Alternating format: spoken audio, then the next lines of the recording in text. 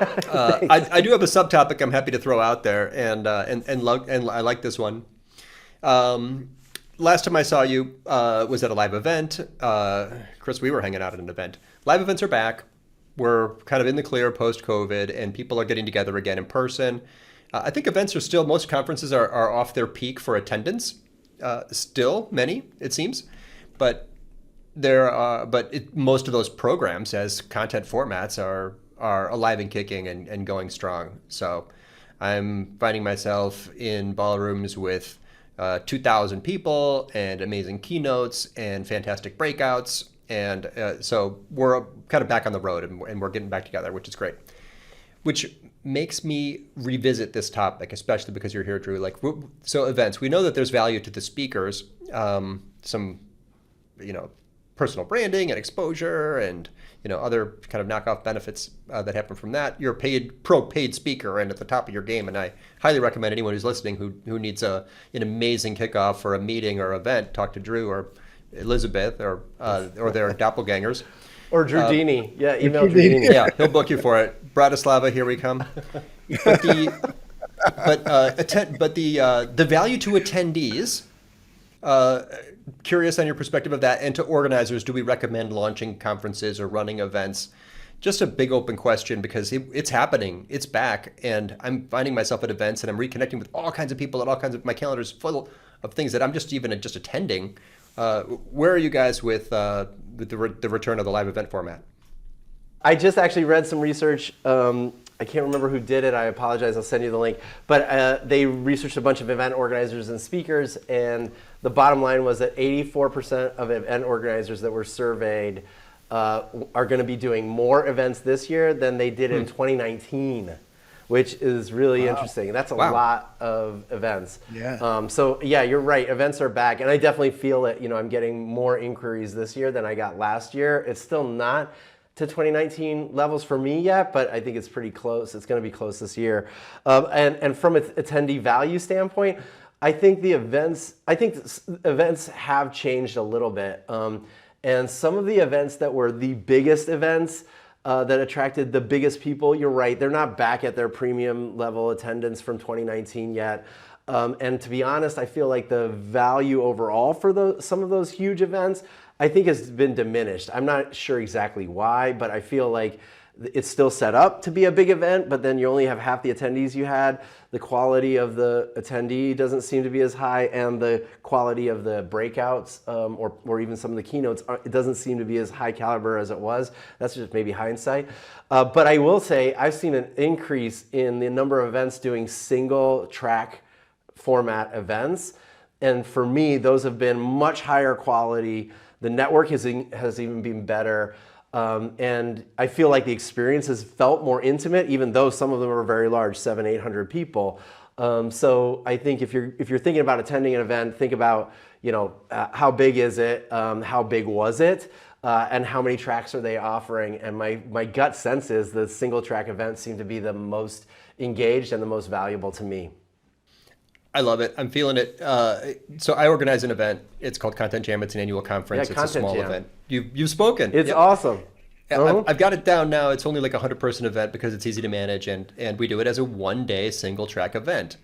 It's That awesome. it puts on a lot of pressure as the organizers to curate only the best speakers because you can't waste everyone's time by taking a chance.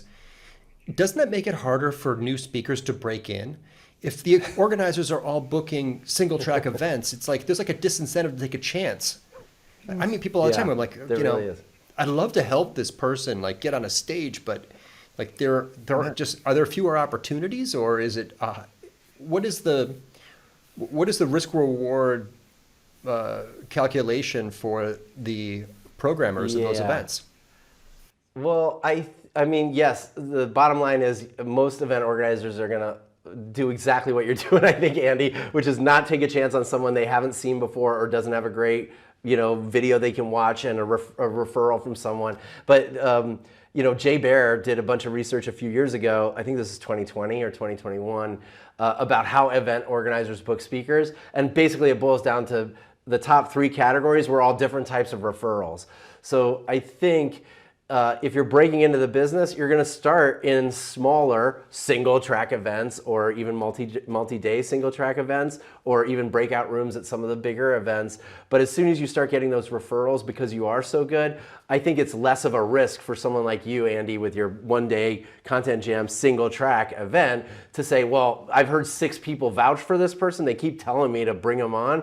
I got to have them, and I'll talk to them and see if I can and take a leap. Maybe they're not your opening keynote, but maybe they're right after, right before lunch, and everybody's tired anyway, and you can blame them for not enjoying the session.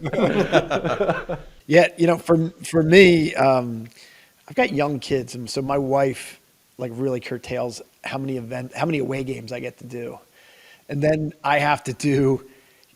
The next thing is, if I speak at this event, will it lead to business? Now, the events I want to speak at are not the ones that actually bring me in the same level of business as the ones that pay me for, like, I speak at mechanical contracting associations all the time.